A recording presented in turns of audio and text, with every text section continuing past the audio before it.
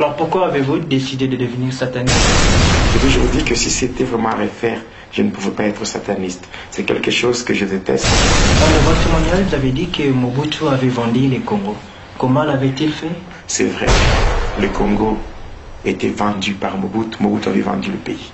Parce que il y avait beaucoup de cérémonies maléfiques, sataniques, qui se faisaient à la source du fleuve Congo. Et même maintenant, il y a aussi des satanistes dans le pays, au Congo, qui savent très bien que ce que je dis c'est la vérité. Mobutu avait pris de l'eau à la source du fleuve Congo, et cette eau-là il avait pris cette eau et on a donné ça au premier ministre de Lucifer, qui se trouve en Inde, dans le 3e temple de Lucifer. Et c'est là qu'on avait donné cette eau au premier ministre de Lucifer, et Lucifer lui-même avait ajouté dans cette eau une potion. Je m'excuse pour le terme, mais Mobutu aussi avait mis ses urines dans cette eau. Pourquoi vous avez épousé une femme de l'autre monde? Qu'avez-vous bénéficié des bons dans notre monde? On m'avait imposé, on m'avait obligé d'épouser une femme, parce que c'est celui qui m'avait initié dans la magie indienne. Pasteur Jonas, vous avez dit avoir parcouru 23 églises. Oui. Pourquoi aucun de ces pasteurs n'a pu vous délivrer? Il n'y a aucun pasteur qui délivre. Il n'y a aucun pasteur. Si vous rencontrez un pasteur qui vous dit, moi j'ai délivré tel, j'ai fait ça, celui-là c'est une aventure.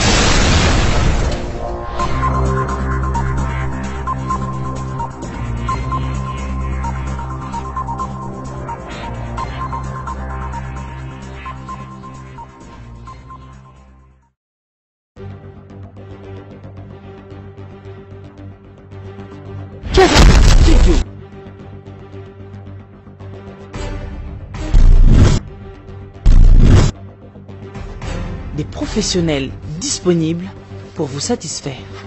Casarema Studio, c'est aussi la réalisation de vos émissions, photographie, filmage et montage de vos fêtes,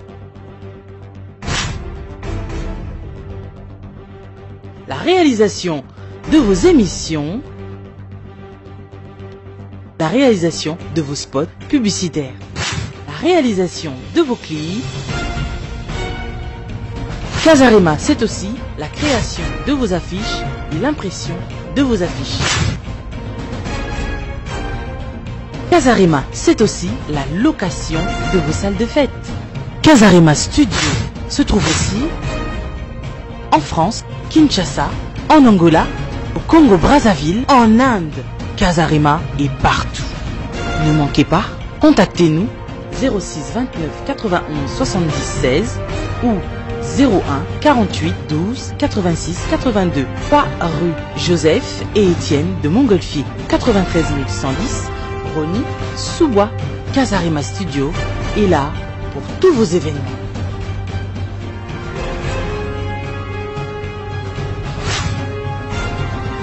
Pour voir plus de vidéos chrétiennes en exclusivité, tapez www.casarema.fr. Shalom, chers fidèles internautes de Casarema.fr et bienvenue au site numéro 1 chrétien de www.casarema.fr. Casarema est vraiment très ravi de vous recevoir ce grand homme de Dieu, le pasteur Jonas. Alors j'aimerais rapidement lui saluer. L'homme de Dieu, bonjour. Bonjour. Et bienvenue sur Casarema Live. Ah, merci. Pasteur Jonas, c'est plusieurs gens qui te suivent partout dans les 4 coins du monde. Ils sont vraiment très surpris de voir sur Casarema. C'est votre toute première apparition dans notre émission. Quelles sont vos expressions? Bon, personnellement, je suis vraiment content de participer à cette émission pour édifier le corps du Christ, édifier les enfants de Dieu et surtout permettre à ceux-là qui n'ont pas encore donné leur vie au Seigneur Jésus-Christ de bien vouloir le faire. Parce que Casarema s'est suivi presque dans le monde entier. Alors c'est non seulement les chrétiens qui seront édifiés, mais également ceux-là qui n'ont pas encore donné leur vie au Seigneur pourront le faire passant par cette émission. Parce que la mission que le Seigneur nous a confiée, c'est celle d'aller prêcher partout la bonne nouvelle afin de faire de toutes les nations les disciples du Seigneur Jésus-Christ. Et c'est votre toute première apparition aux médias, précisément à l'internet, sur Casarema. Alors, comment vous vous sentez? Bon, oui, par rapport à l'internet, c'est la première fois. Mais dans des chaînes de télévision, c'est pas la première fois. J'ai déjà travaillé dans beaucoup de chaînes, à Lubumbashi, sur Canal de Vie, à Kinshasa, sur la RTGA. Bon, pour moi, c'est... Bon, je me sens vraiment que je suis tout ce que j'ai toujours été. Donc, c'est normal et il n'y a pas vraiment de commentaires par rapport à ça.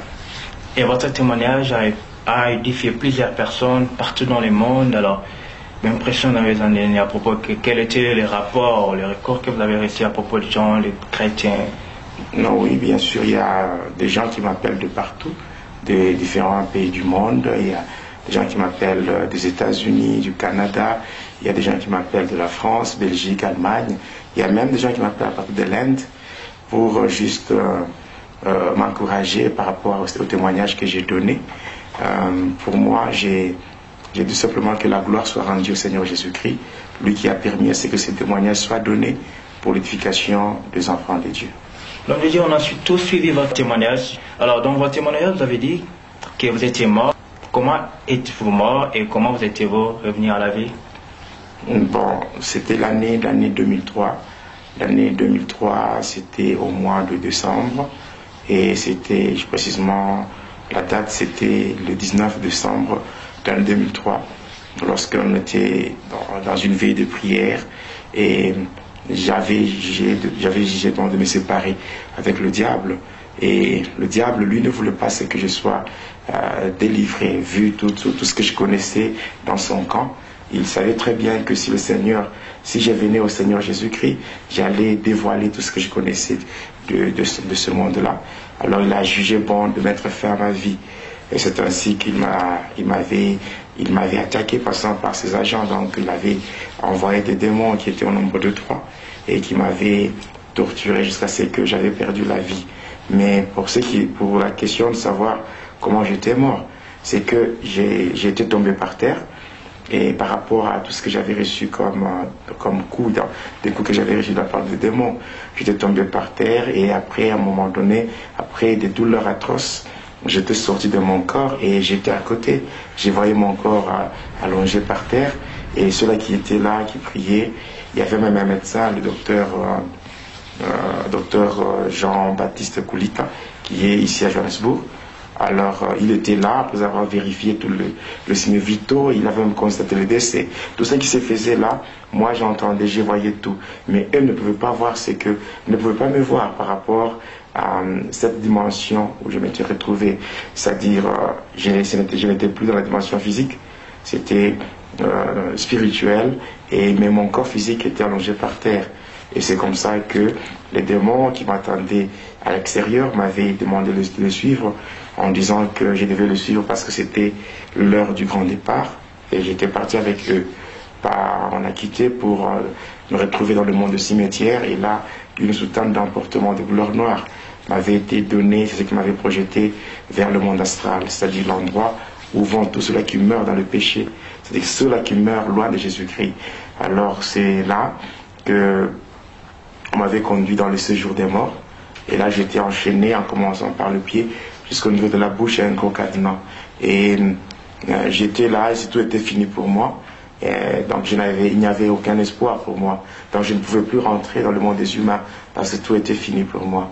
Mais heureusement pour moi, le Seigneur Jésus-Christ, lui qui détient les clés de la mort et du séjour des morts, m'a rendu visite dans le monde de ténèbres parce que lui n'avait pas vraiment besoin de demander l'autorisation du diable pour me libérer. Alors le Seigneur Jésus-Christ lui-même est venu là où j'étais dans le séjour des morts et il m'a tiré de là.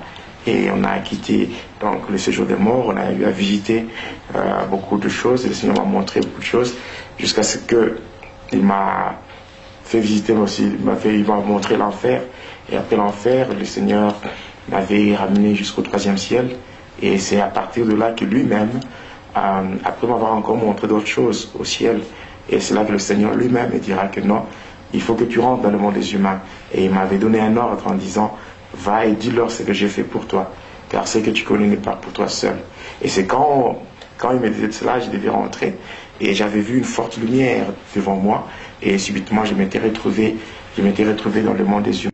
Donc le Dieu vous avait dit que vous étiez devenu sorcier à l'âge des démons. Comment donc serait-il possible, puisque vous avez dit que vous êtes allé vous procurer des fétiches chez un magicien ainsi que chez un prêtre espagnol?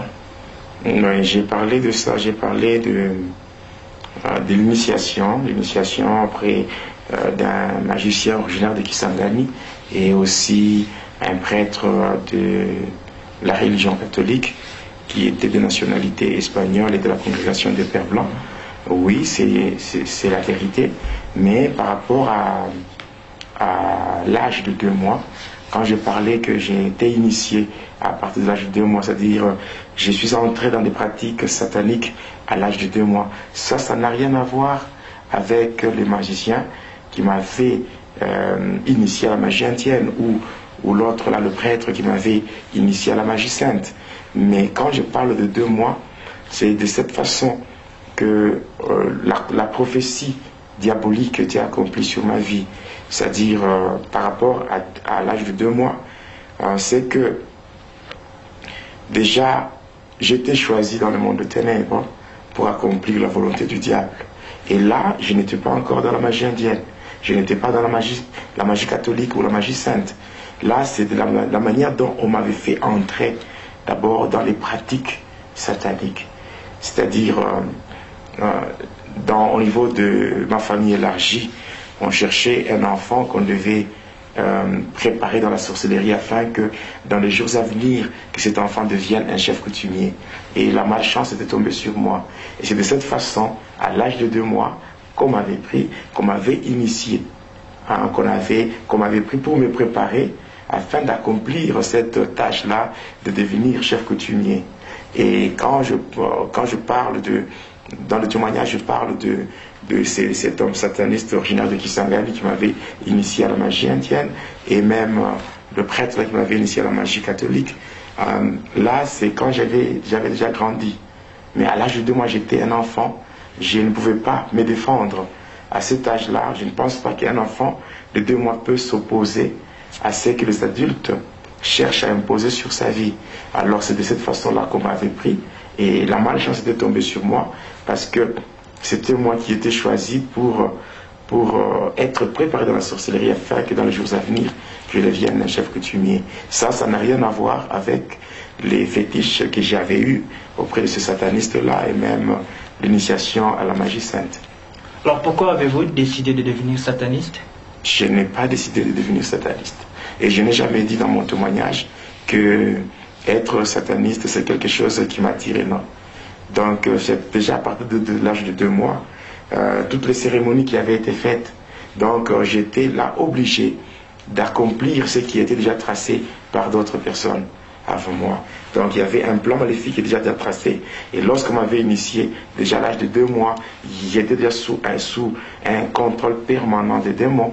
Alors, je ne pouvais pas vraiment résister. J'étais dans l'incapacité de résister. Jusqu'à ce que j'ai évolué comme ça. Et j'ai grandi dans le satanisme. Donc, sincèrement, j'ai toujours dit partout, je passe pour donner le témoignage, j'ai toujours dit que si c'était vraiment à refaire, je ne pouvais pas être sataniste. C'est quelque chose que je déteste. Et que la gloire soit rendue au Seigneur, lui qui m'a tiré de là par sa grâce et par son amour. Et parce que moi, je n'ai jamais cherché à être sataniste. Et je n'ai jamais préféré. Et même quand j'ai servi le diable, c'était malgré moi. C'était malgré moi, vraiment. Et ce n'était pas quelque chose que j'aimais. Dans votre témoignage, vous avez dit que Mobutu avait vendu les Congos. Comment l'avait-il fait? Bon, en fait, quand je parle de la vente du Congo, c'est un point qui est un peu délicat. Parce que, vous savez, très souvent, quand je donne le témoignage et qu'il arrive des fois, je me limite sur certains points et je garde un peu beaucoup de réserves. C'est par rapport à ce qui s'est fait dans ce monde. Vous savez, dans ce monde ici, le monde n'aime pas la vérité. L'homme vraiment, d'une manière générale, l'homme n'aime pas la vérité. Alors quand on dit la vérité, on est toujours victime des poursuites judiciaires, des poursuites sataniques, des menaces, des morts. Tout cela parce qu'on dit la vérité. Alors pour répondre à votre question, c'est vrai. Le Congo était vendu par Mobutu. Mobutu avait vendu le pays.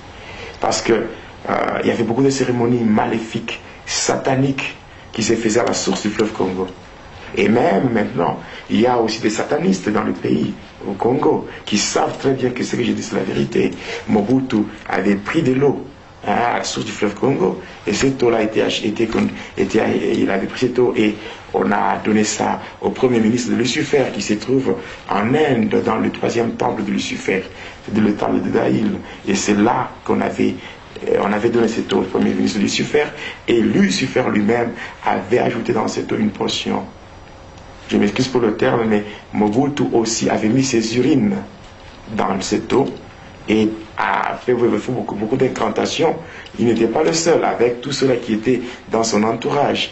Et ils ont pris cette eau, mélangée avec une portion venant de Lucifer et les urines de Mobutu. Et là, on avait déversé encore à la source.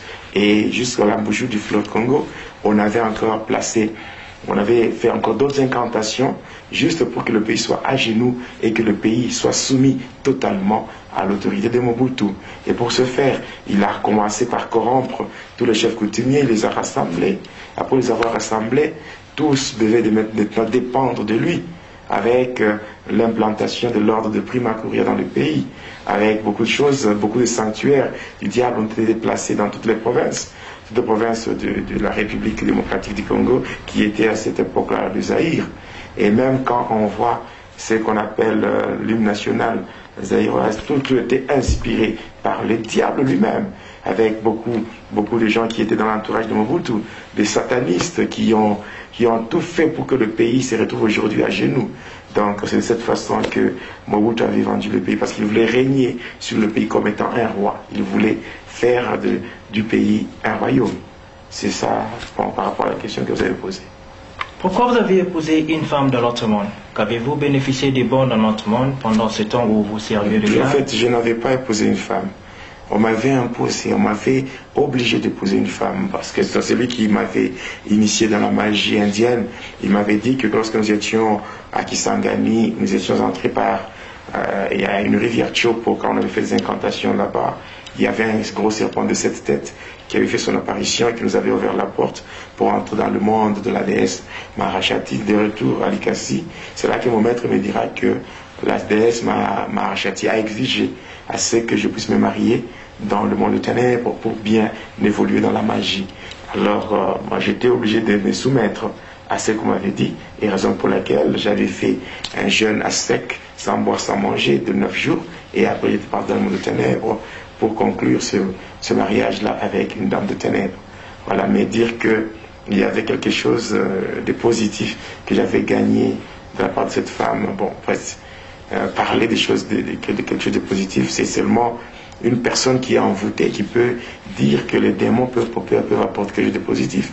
Quand les démons viennent dans la vie d'une personne, ils ne viennent que pour accomplir la mission de leur maître, qui est le diable, le Seigneur Jésus-Christ lui-même. Il a résumé la mission du diable dans l'évangile selon Jean, le chapitre 10 et le verset 10. Là, il dit, le voleur ne vient que pour dérober, égorger et détruire. Et un démon ne peut pas entrer dans la vie d'une personne pour donner le bonheur à une personne. Cette femme que j'avais épousée dans le monde des ténèbres, c'est un démon. Comment voulez-vous qu'un démon apporte quelque chose de bien dans la vie d'une personne? Donc moi je crois que, sincèrement, ce n'était qu'une souffrance. Une souffrance vraiment atroce lorsque j'étais avec cette femme-là. Parce que quand, dans nous qui sommes les humains aujourd'hui, je peux dire, la Bible nous dit que qui trouve une femme trouve le bonheur. Mais moi je dirais qu'avec cette femme, je n'avais pas la paix, je n'avais pas le bonheur. Donc je n'ai rien reçu de positif de la part de cette femme. L'homme de Dieu pouvait nous dire les dangers néfastes de la musique mondaine dans la vie des gens et aussi dans la vie de certains chrétiens qui l'écoutent? Donc, parler de la musique mondaine, vraiment, ce n'est pas un terme qui convient, moi je crois. On peut parler de la musique chrétienne et la musique profane. Ouais. Oui. Le danger, c'est quoi? C'est que beaucoup de musiciens qui font cette musique, qui se sont vraiment lancés dans cette voie, ce sont d'abord des adorateurs du diable. Ce sont les évangélistes du diable. Parce que à leur musique, il y a la dimension supraterrestre, c'est-à-dire une dimension qui est chantée par les démons. Parce que quand ils composent leurs albums, donc ils composent des chansons, et l'ensemble de chansons constitue un album, et avant de lancer ça sur le marché, il y a une partie qui est chantée par les démons. Parce que je me rappelle quand j'ai parté souvent dans le monde de Gouldes, le monde qui est gouverné par le dragon des montagnes, J'ai voyé beaucoup de musiciens qui avalaient des serpents d'une tête, 2 têtes ou 3 têtes. Et quand ils chantent, il y a d'une part leur voix, et d'autre part, il y a aussi les voix des démons qui sont dans la musique dite musique profane. Et maintenant, lorsqu'on se met sur cette musique-là, c'est que on commence à adorer. On adore le diable passant par ça, par cela. Parce que nous savons quand la Bible nous recommande, quand on s'en devant rendre gloire à Dieu, ça dit que sur cette terre, quand nous vivons, il faut que notre vie soit vraiment le reflet de la gloire de Dieu. Mais lorsque nous écoutons des choses où le Seigneur ne se retrouve pas, je crois que c'est le diable qui tire vraiment profit de ça. Alors quand on a des telles cassettes, des DVD, des CD dans des maisons, on fait descendre le trône du diable. Et lorsque le diable entre dans la vie d'une personne, moi je ne pense pas que le diable peut entrer dans une personne pour lui donner la bénédiction.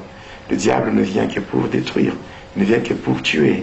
Alors le danger que courent les gens qui utilisent la musique dite profane, vraiment ce danger, c'est qu'ils sont en train premièrement de vendre leurs âmes au diable. Ça c'est un.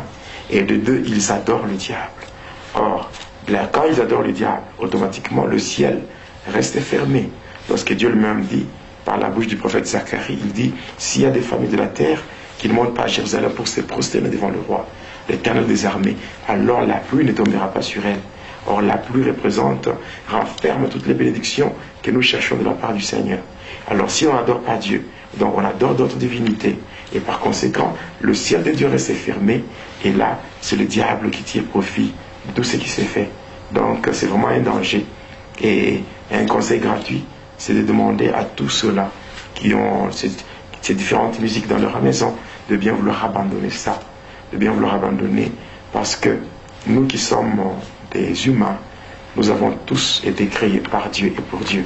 Donc Dieu nous a créés pour sa gloire. Il faut que tout ce que nous faisons sur la terre soit réellement le reflet de sa gloire. Et qui sont le musicien mort et vivant que vous avez vu là-bas, le politicien ainsi que le pasteur? Bon, c'est une question qui est un peu délicate. Je veux bien donner les noms. Je veux bien donner les noms de gens qui sont en vie, et même ceux-là qui sont déjà morts. Mais si dans le témoignage, beaucoup de gens posent des questions comme ça, et si dans le témoignage je n'ai pas voulu citer le nom des gens, c'est que même ceux-là qui sont des satanistes aujourd'hui, des musiciens qui font la musique profane, et des hommes politiques qui sont trempés dans le fétichisme, dans le satanisme, moi quand je ne cite pas leur nom, c'est par respect et aussi pour dire qu'eux aussi sont des candidats au salut. Moi, je crois qu'au lieu de citer leur nom, ce qui serait mieux, c'est de prier, d'intercéder en leur faveur, afin que la grâce qui m'a été accordée leur soit également accordée, et afin qu'eux aussi changent de camp, qu'ils viennent de notre côté, donc dans notre camp, le camp du Seigneur Jésus-Christ. Donc, et puis, quand on donne le témoignage, la Bible dit dans Ésaïe 8, verset 20, la Bible dit à la loi et au témoignage, car si on ne parle pas ainsi, il n'y aura point d'Europe pour le peuple. Dans le témoignage, on ne donne pas pour critiquer, on ne donne pas le témoignage pour je dirais, salir ou humilier certaines personnes, mais on donne le témoignage avec l'objectif d'édifier les enfants de Dieu, afin qu'ils abandonnent le mal et qu'ils reviennent au Seigneur. Donc, la question que vous venez de poser en rapport avec les musiciens ou les hommes politiques qui sont vivants, que j'ai rencontrés dans Ténèbres, moi je crois personnellement, je ne pense pas que cela soit une bonne idée de donner leur nom. Avez-vous peur de citer leur nom? Non, je n'ai pas peur de citer leur nom. Il faut dénoncer le mal. Non. Dénoncer le mal, ce n'est pas citer une personne ou donner les noms des gens, ce n'est pas ça dénoncer le mal. Dénoncer le mal, c'est condamner les pratiques qu'ils font. C'est ça, c'est ce qui est correct. Parce que même moi, quand j'étais sataniste, il y a beaucoup de gens que j'ai attaqués, il y a beaucoup de gens que j'ai combattus, mais ils ont donné leur vie au Seigneur Jésus-Christ avant moi. Mais je n'ai jamais vu même une seule personne qui est venue au Seigneur, qui me connaissait et qui a donné mon nom dans son témoignage. Je ne crois pas que ça soit vraiment nécessaire. Et vous savez, quand on donne un témoignage, on le fait selon l'inspiration du Saint-Esprit. Le Seigneur lui-même avait dit dans Actes chapitre 1er, le verset 8, il a dit, mais vous recevrez une puissance, le Saint-Esprit survenant sur vous et vous serez mes témoins. À Jérusalem, la Judée, la Samarie, et jusqu'aux extrémités de la terre. Donc quand nous donnons un témoignage, on le fait sous la conduite du Saint-Esprit. Et la Bible dit que tout ce qui n'est pas conviction de l'Esprit, c'est un péché. Si moi, personnellement, le Saint-Esprit ne me convainc pas de dire ça, je ne peux pas parler pour plaire aux gens. Je ne vais pas parler pour plaire aux gens, mais je dénonce le mal, je dénonce les pratiques sataniques. Et toute personne qui aime vraiment le Seigneur, en suivant le témoignage, avec une oreille spirituelle, va comprendre à quel niveau se situe le problème, et qu'est-ce qu'il faut réparer, qu'est-ce qu'il faut abandonner, et qu'est-ce qu'il faut détruire. Moi, je crois que c'est ce qui est important. Donc, citer le nom des gens, c'est peut-être s'attirer des problèmes inutiles, et surtout si le Seigneur ne me convainc pas de le faire. Je ne vais pas parler de ça parce qu'il y a des gens qui ont posé des questions. Je ne vais pas parler de citer le nom des gens pour plaire à ceux qui ont posé des questions. Mais ils peuvent poser des questions. Mais si le Seigneur me convainc de parler de ça, je vais le faire. Mais présentement, le Seigneur ne me convainc pas de le faire. Vous nous avez parlé du savon Rico, savon Clé. Que voulez-vous dire sur ça? Non, en fait, vous savez, le témoignage que beaucoup de gens possèdent dans leur maison, sur Internet, dans des CD. Donc, ce témoignage, je l'avais fait l'année 2009. Donc, fin 2009, début 2010. Ce témoignage-là, je l'avais fait. Ce n'était pas un témoignage qui était vraiment complet. Dans le sens que le temps qui m'avait été donné ne m'avait pas permis de parler de tout ce que j'avais